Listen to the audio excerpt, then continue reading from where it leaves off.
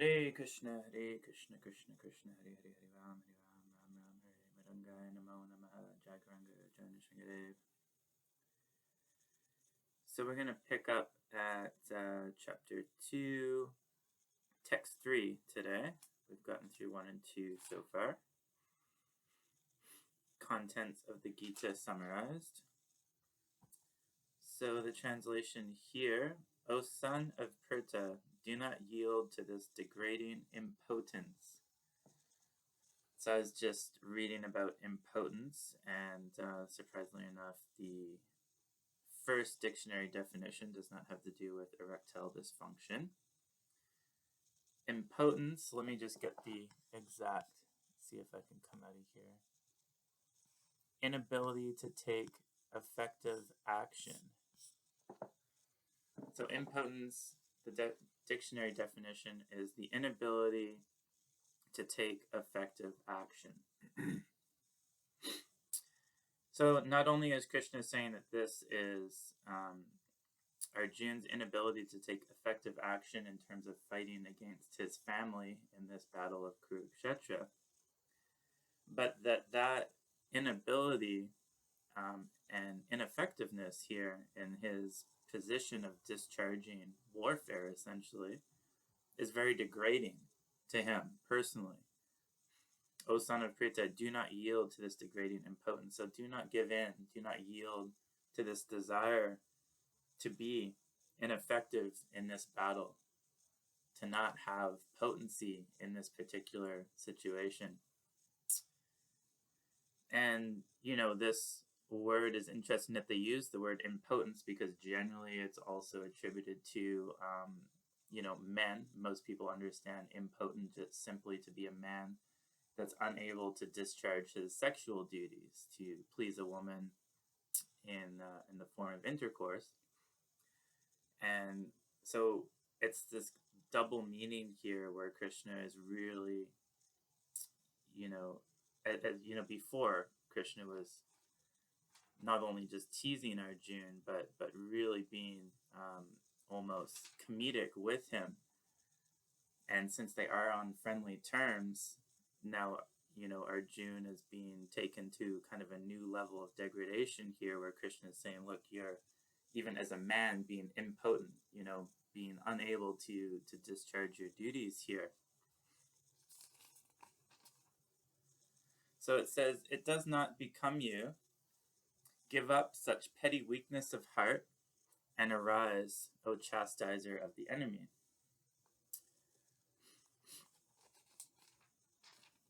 So here, it does not become you. So this is, formal ways of speaking to people. It does not become you to be like this or be like that, But all this is meaning is that, basically you're an impotent man here.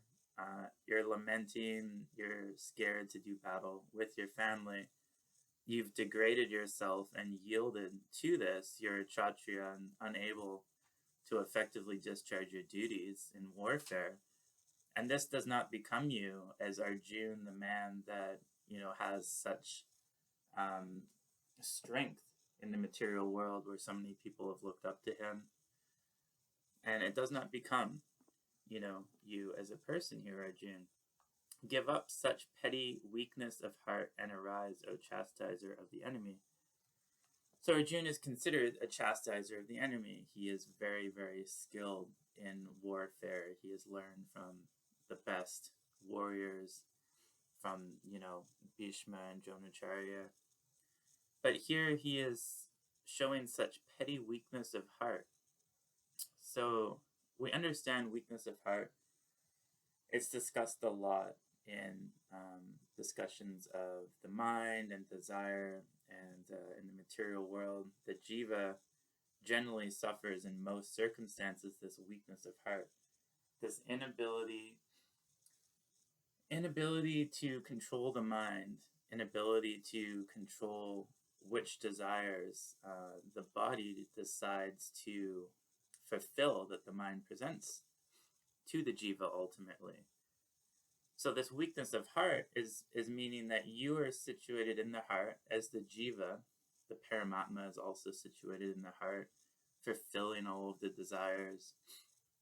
The jiva is within the heart, and as we discussed before, with its face turned away from the Paramatma, taking and eating all of the fruits, thinking it is the doer, even though the Paramatma is facilitating. And we're saying the jiva itself is in the heart, but it is very weak. It is unable to control the mind. When the mind asks for something, the jiva ultimately has to provide sanction and ask the Paramatma to facilitate that activity. When you're petty and have weakness of heart, this cycle of the mind asking you, you're always giving in because you actually are identifying as the body and as the mind. So when you think, I'm hungry, you eat. Even if you're fat and overweight, you're identifying with the desires and as the body. And even though you're grossly obese, you can't even understand that you don't need to eat, but you have this desire to eat, and you're so weak that you can't tell the mind, no, I don't want to satisfy that desire. So in this particular case, Arjuna is in the same situation where he's showing this petty weakness of heart. You know, he's unwilling to discharge his duties. He's being impotent as a Kshatriya. And he's saying, my mind has thrown all of these different reasons where I should not be fighting with my family members. If I kill them, if I don't kill them, what am I going to benefit from this? I'm very sad. I'm lamenting. There's no good way around any of this. And he's showing this weakness of heart where the mind is kind of spiraling out of control. And him as the jiva is allowing that to happen. And the whole point of what Krishna is going to do here now is to provide you a certain amount of artillery, a certain amount of knowledge, so that you can slowly realize, I am not the body, I am not the mind, I am a spirit soul. And further than that, understand how and why that cycle is in place, and providing sense enjoyment to us, why we're in these bodies. All these different yoga systems that allow us to slowly make these realizations and start to become strong again. Start to work away at this weakness of the heart and start to slowly turn our face towards God and towards the Paramatma within the heart, and understand that with that strength of knowledge and intelligence, we can slowly start to not only defeat the mind, but utilize the mind so that it becomes now our servant. Our servant mean the jiva. And we're able to connect more with God and the Paramatma. That service attitude starts to radiate up in through the mind, out through the senses in the body, and we start to do transcendental activities. We start to worship the deities. We start to dress like devotees. We start to make prasadam and cook and offer our food. So the senses slowly start to be engaged in transcendental activities, whereas before we were only engaging in the activities that the mind sought for our particular karmas and our particular senses at the time. Each person has different karmas and different forces on them, and they will desire different things. But that cycle of desire can purify, so that rather than just coming straight from the body and the mind and the senses, they're now coming more from a Paramatma and a Jiva connection and radiating out, and now utilizing the mind. So it's coming from here to here to here, rather than from the senses to the mind and down here, and then you just ask the Paramatma, please sense gratify my body.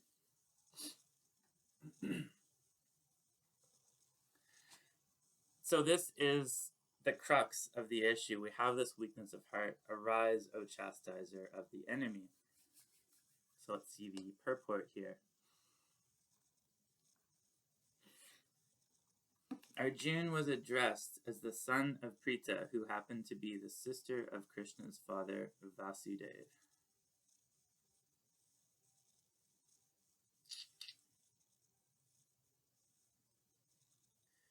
So Arjuna had blood relationship with Krishna. We know, if we've ever watched any, videos and stuff like that, Krishna and Arjuna are always shown in Mahabharata videos as being connected and being family and being very friendly towards one another. It's because they do have a blood relationship. Arjuna is addressed as the son of Pritha, who happened to be the sister of Krishna's father, Vasudeva. So he's coming from the sister of Krishna's father, Vasudeva. Therefore, Arjuna had blood relationship with Krishna. If the son of a Kshatriya declines to fight, he is a Kshatriya in name only. Okay, so this is presenting the information in one way, but we can see that we can present the information the other way, as we've already discussed before.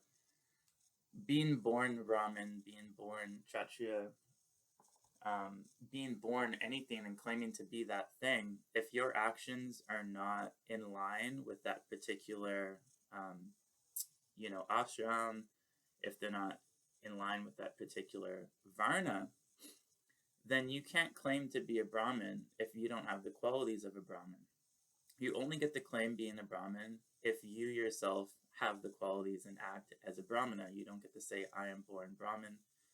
This is very incorrect and something that happens all the time, especially in Hindu culture and amongst so many people, even within our society as well.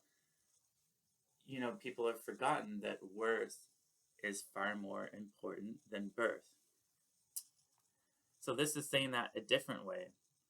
If the son of a Kshatriya declines to fight, he is a Kshatriya in name only. So again, if you are not acting as a Kshatriya, if you are having petty impotence, weakness of heart, and unable to discharge your duties and understand what to do and what not to do here, and not just lament and become sad about your situation, then you are a Kshatriya in name only. You have lost all of your potency, your glories, everything that Arjuna had been known for is now lost. You are not a Kshatriya anymore. You are just this weak, impotent man. There's nothing more to say about it. Likewise, you're not going to look at him, say you didn't know anything about Arjuna. In this particular situation, if you looked at who he was and how he was acting, you would say he is not a Kshatriya. So no matter how you look at it, you must be worth your particular caste. You have to be in your varna, and you have to be acting, according to that.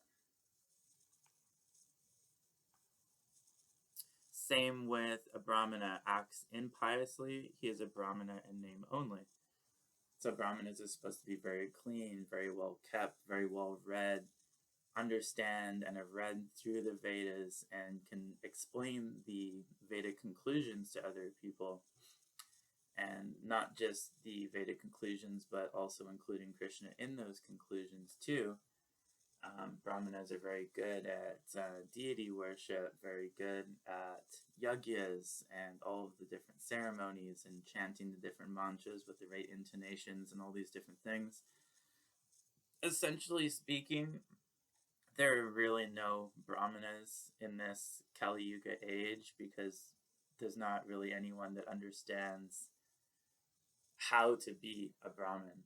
We are given kind of the cheat code of being able to chant Hare Krishna in this particular age and enlighten ourselves and purify ourselves through that particular process. However, people claiming to be Brahmin because they can do fire sacrifices very well, they are not skilled. I don't know of anyone that is highly skilled in pronouncing every mantra perfectly and being able to actually invoke these things. So when we go to these fire sacrifices and we hear these mantras being chanted, it's a nice sentiment, but it is not the means to attaining spiritual enlightenment. When we go and we worship the deity and the Brahmanas are doing the incense and offering the water and the cloth and the flowers and all these things, it's very nice, but who is able to actually do it perfectly and who themselves are pure enough that Krishna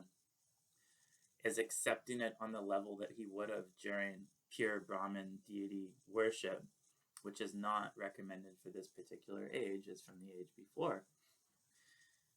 So he is only accepting it because we are attempting devotional service and attempting to chant Hare Krishna as recommended by Chaitanya Mahaprabhu.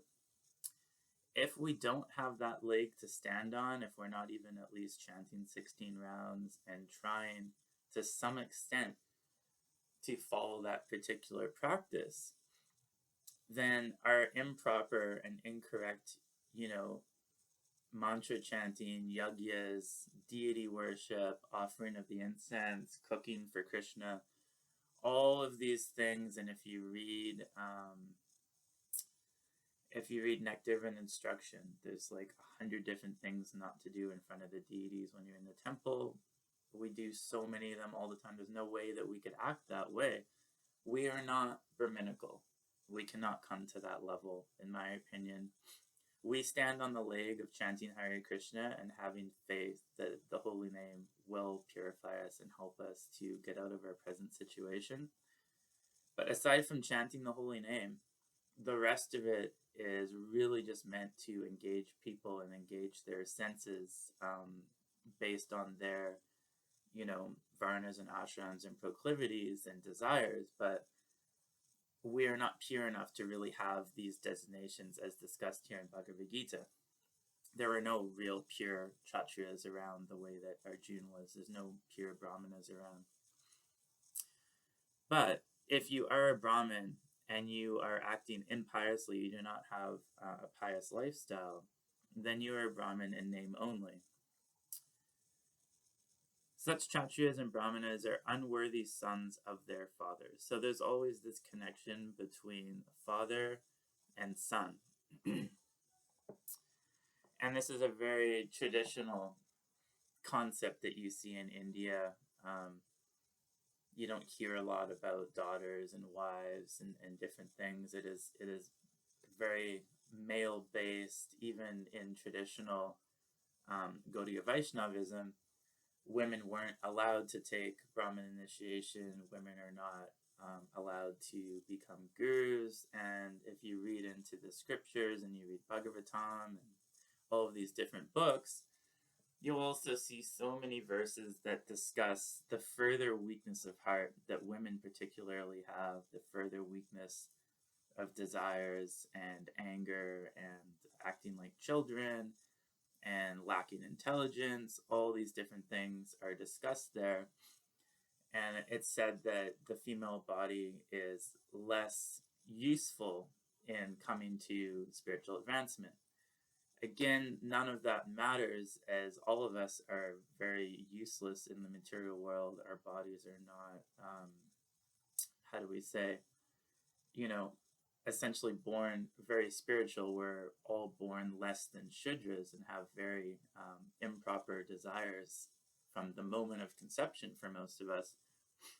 So we're not born pure.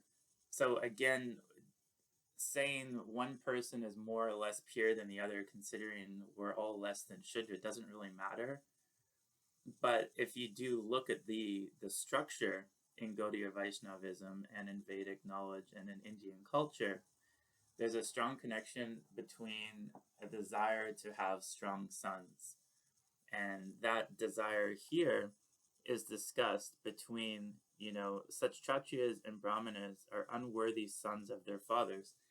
So the fathers as well would be very unhappy to see their Brahminical son acting impiously. The father would be very unhappy, and the family would be very unhappy to see Arjuna acting the way that he is and acting, without an effective battle strategy despite his circumstances. And it's even funnier because his family is mostly on the other side of the battle as well. So it's very kind of convoluted here, but this is why they're discussing this in this way of saying unworthy sons of their fathers. Therefore, Krishna did not want Arjuna to become an unworthy son of a Kshatriya.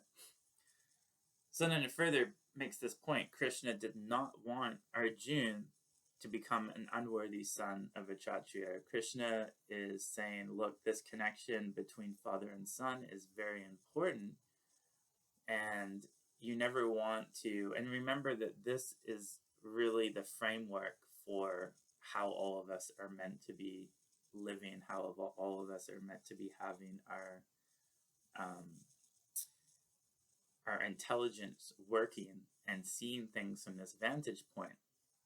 So everything has to be presented in a way to purify your consciousness. So why is our consciousness, so many people, they don't care about their parents. I don't care what my dad thinks. I don't care I'll go out and do what I want. I'll steal money from my dad and go out and buy drugs and party all night, not call them. They'll be, up all night worrying about, like, this is not, as a parent, a son or a daughter that you want to take care of. You don't want a daughter that's out, sleeping with guys every day and is young and is getting pregnant, and you have to take care of them and they can't get married off to a proper husband. Like, they become, very difficult baggage to deal with. So you want, as a parent, someone that you can be proud of, someone that you've raised properly, who has, Kshatriya, Brahminical qualities or Vaishya qualities. And you can say they execute their duties and you can be proud of what they're doing. So Krishna does not want Arjuna here to become impotent and unworthy of, his parents' praise, his father's praise, unworthy of that connection where he is a son that is now unworthy of his title as a Kshatriya. Arjuna was the most intimate friend of Krishna, so they're extremely, close friends, intimate friends, have a lot of pastimes together during the Mahabharata and, during so many different stories that we'll read. We shouldn't say stories, but pastimes. Arjuna was the most intimate friend of Krishna. Krishna was directly guiding him on the chariot, so they're seated in the middle of, the Kurukshetra battle. They're standing together. Krishna is driving the chariot for Arjuna. Arjuna's standing there with his bow, unable to discharge his duties, sad, lamenting, crying, impotent. And Krishna is bringing up all of these different issues with what's happening here, and ultimately, like I said, strengthening our intelligence as materialists here through this conversation that happens on the battlefield. So they're very close friends. And so when you're close with someone too, it makes it even harder because you're so affected by seeing them in a certain way. If you're not close with them, then you don't really care, but that's why he's bringing up the connection between his family and how, the family wants their sons to always be successful. They don't want their son to lose their name and their fame. Krishna is also very close with Arjuna. He doesn't want to see that happen either in this particular case. In fact, Krishna is the person that is trying to get him to fight in the first place here. Directly guiding him on the chariot. But in spite of all these credits, if Arjuna abandoned the battle, he would be committing an infamous act. So he has credits. He has all these credits of being the most intimate friend of Krishna, the Supreme Personality of Godhead. What better and stronger position can you have in the material world? He has so much strength, so much intelligence, so much training in warfare, so much piety. So many people look up to him. He has so much fame in the material world. And in spite of all of those spiritual and material credits, if Arjuna abandons this battle, he would be committing an infamous act. So despite everything that's happened, if he commits this act of infamy, then it's a very difficult road for him after he is essentially losing all of that piety through one action. And that's very interesting that we're bringing that up, because as you'll see in later chapters too, it does discuss very clearly that a spiritualist, transcendentalist, a devotee of Krishna, a Brahmana, specifically I believe it mentions Brahmana, if they're on the path, the transcendental path,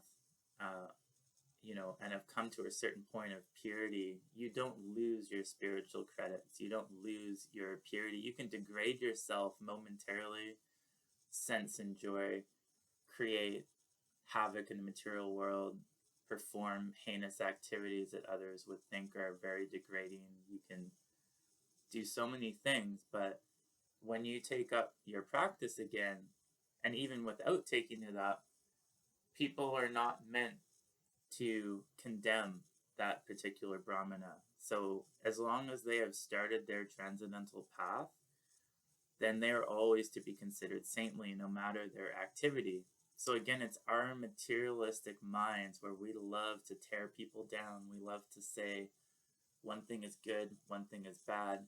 Oh, this person has done such a heinous thing. They're the worst person ever. And we think that they can never come back from that. And it's like, do you have any idea how many heinous things all of us have done in this lifetime, what to speak of all our other lifetimes, all the bodies that we've had, how many people we've killed, how many times we've been killed, how many horrible situations we've been in. We've been there, we've done it millions of times. Everything that you could think of, we've probably experienced. And yet Krishna is here giving us the holy name and saying, hey, like, chant Hare Krishna, purify yourself. If you like, you can enter into the spiritual realm, be done with this cycle of samsara and birth and death.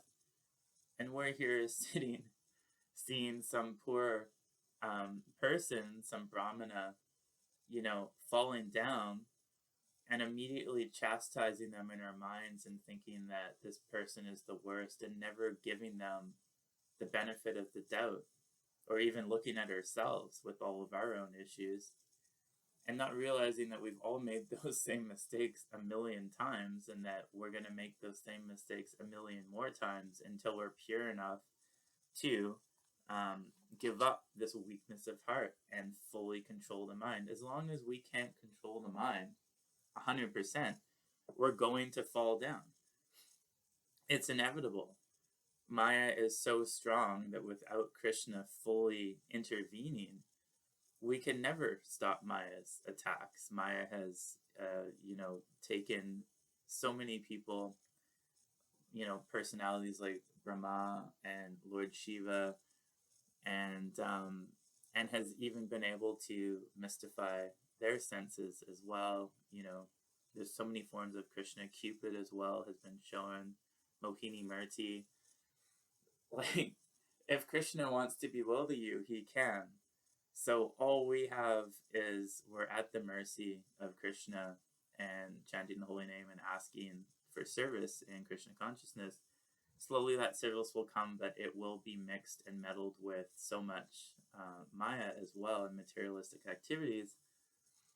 But like we said before, we can't lament about those fall downs, because then what's the circumstance? We just fall back down into Maya and lament about it and have this weakness of heart where the mind can now control us again. Because as a jiva, we find it so difficult to not become attached to what's happening around us. We're so attached to being a certain way, to seeing others in a certain way, that when we don't, we completely give up on themselves and others, and we give up on the system that we're practicing. We give up on a religion or a spiritual practice. We give up on our spouse, and get divorced. We give up on our children or our business, or so many things we give up on simply because we're possibly failing at it at the time, or we're dissatisfied, or the other person's dissatisfied. And we're so attached to being dissatisfied and being angry at other people and being angry at the world and being angry and labeling people as, oh, like, this person's the worst now, like, I can't believe he did that. But we never take a look at ourselves. The moment that you take a look at yourself, you're not really able to fault find in that way. Now, a lot of people would say that I fault find with everything and fault find with, you know, literally all things. But there's a difference between trying to seek out perfection in things and to seek out the best circumstance and to just analyze things in that way without directly attacking a particular person's character. You know, attacking people's characters is very dangerous. And when you attack someone's character, not only do you have to attack their character, but you have to have a level of anger behind that so that they truly sense that you've now switched into this mode of really fault finding them and putting yourself above them. Once you put yourself above someone, immediately fault finding can really come into play. And that's why, as a transcendentalist, you become lower than the straw in the street when you're so low that you're lower than the straw in the street. You're not able to put yourself above other people. And that's why when you come to the level of Uttama Adhikari, you are no longer seeing yourself above anyone and can no longer even preach to people because you can't see the difference in the designations of this person's better than them and this person is doing like this. And you see everyone is a devotee of Krishna, and they are. You know, everyone has some devotion. Everyone who's, you know, so many people have even come in contact with Krishna consciousness, you know, and they don't even know it, but they have that little bit of Sikriti now. So it's very hard to fault find. So you even have to come off that platform in order to preach to people. So, you know, in spite of all those credits, Arjuna abandoned the battle. He would be committing an infamous act.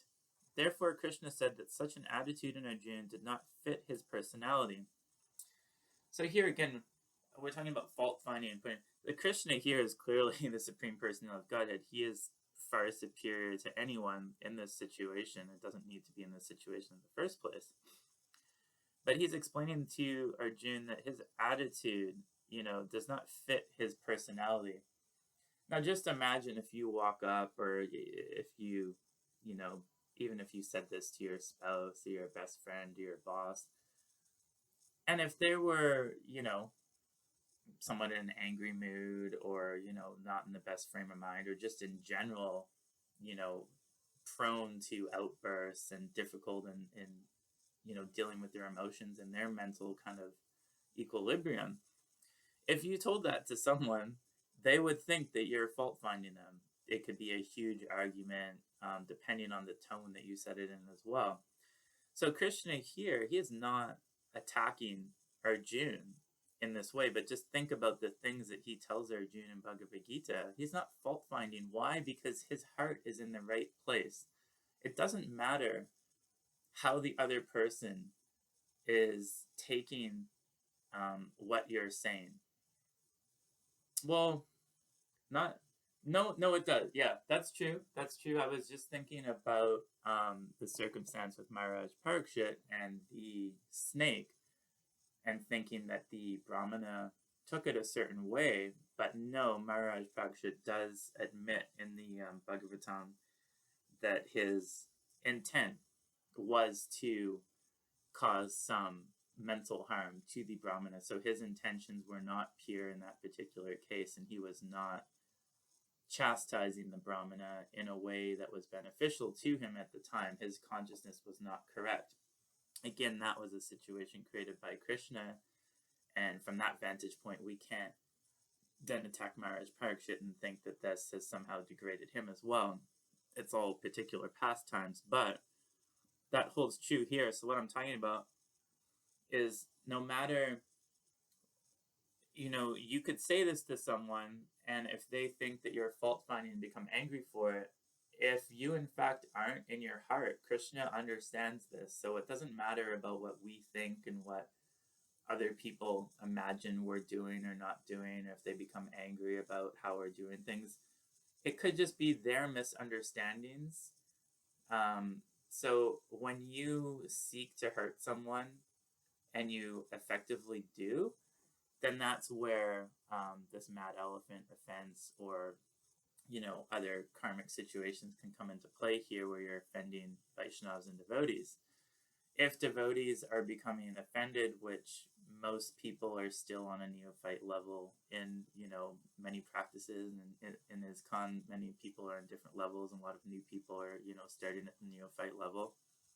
Neophyte means near a fight, so they're always thinking that people are attacking them, and they're always fighting amongst each other and fighting with other people. Just look on Facebook how many devotees literally go at each other 24/7 on Facebook.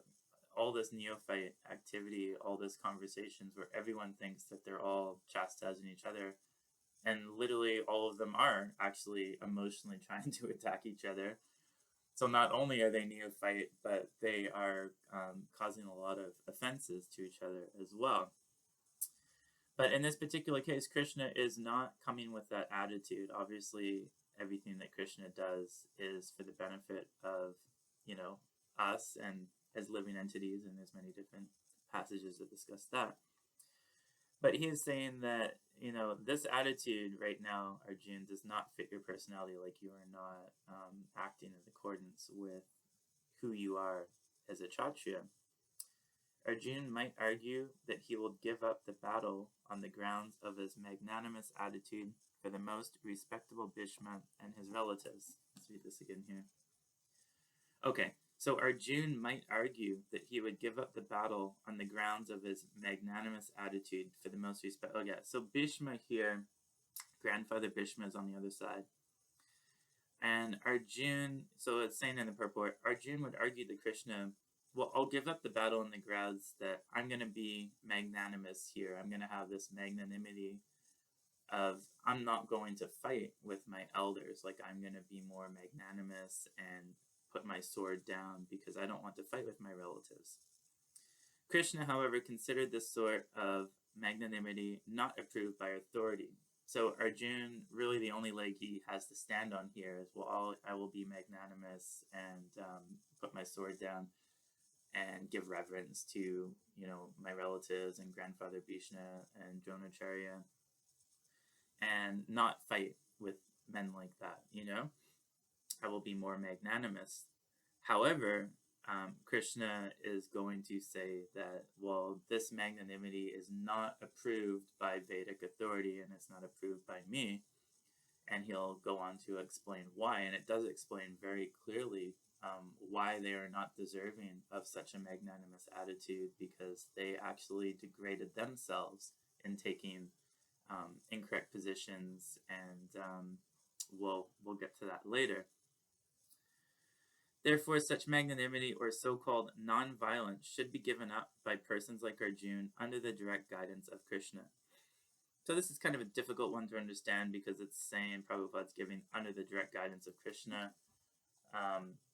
The only circumstance where you could say that is a potential is when you have the disciple-guru relationship with a proper, true, bona fide, authorized, sannyasi guru, or a householder guru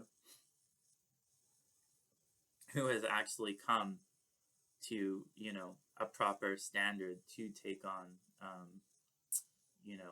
to actually give initiation and take on disciples.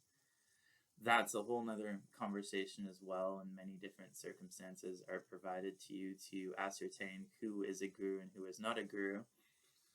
And just because ISKCON labels someone an initiating guru does not make them a guru. Taking sannyas and being a guru are totally different things. Taking sannyas ultimately has nothing to do with being a guru or having a guru-disciple relationship, and the fact that they've bundled taking sannyasi ultimately with taking disciples as well is very incorrect, and many gurus are not suited to that situation. Or should I say, many sannyasis are not situated to taking on gurus, nor probably do many of them even want to have to deal with that. Very few people are probably qualified for that, and even fewer out of those qualified are have the desire and the skill set to want to teach and to want to have disciples. That it's a very difficult situation to have, especially if you truly are taking people's karmas each time you chant on their beads and give them new starts. If you are not extremely exalted and pure, those karmas are going to attack you and you will be falling down and then be in that cycle of falling down, but having to act like a sannyasi even though you're not qualified to be a sannyasi and more. And furthermore, you have all of your disciples looking up to you. And as an institution, you have to cover all that up. And this is just part of running any, business, as well as like the people at the front of your business. You don't like them to be seen in negative lights. So in saying all that, you're also supposed to challenge your own, and they always say to take, what do they say? That your submissive oral reception, to submissively receive the message from sannyasis, from your guru. But you also are, told, actually, in many of Prabhupada's books, how to challenge a sannyasi and a guru, how to push their buttons, how to inquire and actually see if they are worthy of your worship or not. You can't just accept that because ISKCON has said that they're worthy of your worship, that you should worship them, because many, many people's lives have been destroyed in ISKCON from that, from sannyasis acting inappropriately, giving them wrong advice, maliciously utilizing devotees for their own sense gratification and means. It's a very nasty process.